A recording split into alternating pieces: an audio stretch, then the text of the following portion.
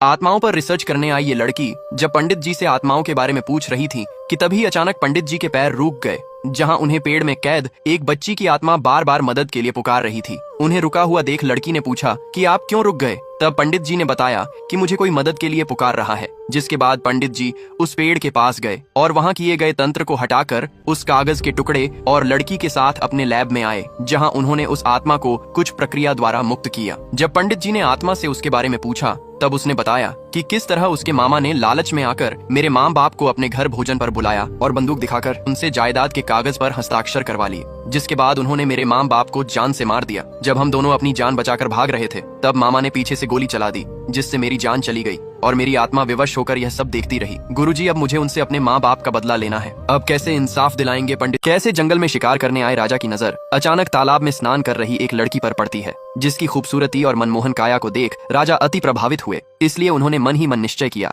कि मैं इसी लड़की से विवाह करूंगा, और लड़की के पिता ने भी अपनी पुत्री का विवाह राजा से करा दिया। समय बीतता गया और राजा भी अपने वैवाहिक जीवन से बहुत खुश थे। फिर एक रात राजा के राज्य पर पड़ोसी दुश्मनों ने आक्रमण कर दिया है। युद्ध में पराजय देख राजा के मंत्री ने उन्हें वहां से चले जाने को कहा, जिसके बाद राजा अपनी जान बचाकर रानी के यहाँ चले आए, जहां उन्होंने अपनी रानी से बताया कि अब मेरा और मेरे राज्य का बचना मुश्किल है। तब रानी ने उनसे कहा, आप चिंता न करें, मैं अपने प्राणों को देकर अपनी आत्मा से सदैव आपकी रक्षा करूंगी। इतना कहते ही रानी ने अपना गला काट लिया, जिसके बाद से रानी की आत्मा उस महल के चारों तरफ चक्कर लगाने लगी। कुछ वर्षों बाद राजा की भी मृत्यु हो गई और पंडितों ने रानी की आत्मा को माता काली के चरणों में स्थापित कर दिया और सभी मिलकर माता काली की पूजा करने लगे ताकि इस गांव में कोई संकट ना आ सके। अब तक हमने देखा कि कैसे पंडित जी ने पेड़ में कैद आत्मा को आजाद कराने के बाद जब उससे उस पेड़ में कैद होने का कारण पूछा तो उसने बताया कि पंडित जी मेरे मरने के बाद जब मेरी आत्मा शरीर से बाहर आई तो मैंने उन सभी को मारने का फैसला किया और उनके पास गई, जहां मैं उन्हें डराने धमकाने लगी। इसलिए उन्होंने एक तांत्रिक को अपने घर बुलाया। फिर उस तांत्रिक ने अपने तंत्र मंत्र की शक्तियों से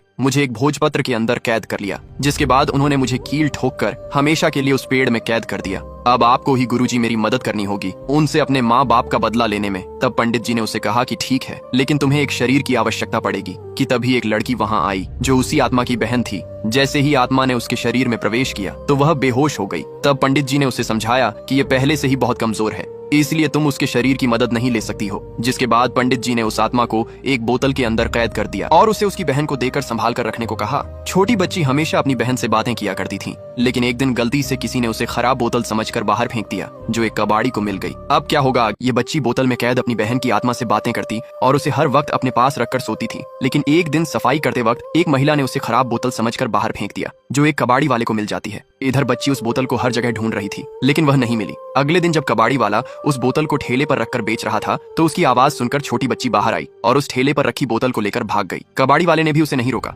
इसके बाद आत्माओं पर रिसर्च कर रही लड़की उस बोतल और बच्ची के साथ पंडित जी के पास आई, जहां पंडित जी ने उस बच्ची को ध्यान मुद्रा में बैठने को कहा। उसके बाद जैसे ही पंडित जी ने बच्ची के माथे को छुआ तो वह बेहोश हो गई। फिर उन्होंने बोतल में कैद आत्मा को आजाद कर दिया, जिससे वह तुरंत अपनी बहन के शरीर में आ गई। पंडित जी उसे कुछ समझाते उससे पहले वह आत्मा गायब हो गई, जहाँ वह अपने कातिल मामा के पास आती है। जैसे ही आदमी ने अपनी भांजी की आत्मा को देखा तो वह डर गया और भागकर तांत्रिक द्वारा दिए गए ताबिज को अपने हाथों में ले लेता है, जिससे वह आत्मा अपने बहन के शरीर से निकल गई। उसी मौके का फायदा उठाकर मामा ने बच्ची के सर पर वार कर दिया और वहां से भाग गया। ये आदमी एक ताबीज की मदद से आत्मा पर वार करके वहां से भाग गया और खेतों में छिपकर हनुमान चालीसा का पाठ करने लगा। इधर चोट लगने की वजह से छोटी बच्ची अस्पताल में थी। तब पंडित जी ने दोनों को बताया कि आज तुम्हारे रिसर्च के चलते उस बच्ची की जान खतरे में है। इधर बच्ची का मामा फिर तांत्रिक के साथ मिलकर उस आत्मा की बहन को किडनैप करवा लेता है। जब ये बात लड़की को पता चली तो वह परेशान होने लगी। तब पंडित जी ने उसे रोक कर बताया कि अब वो तांत्रिक अघोरा वापस लौट आया है, जो अपनी खोई हुई शक्तियों को वापस पाने में लगा है। अगर उसने अपनी शक्तियां प्राप्त कर ली तो बच्ची को बचाना मुश्किल है, इसलिए अब तुम्हें सावधानी पूर्वक कोई कदम उठाना होगा।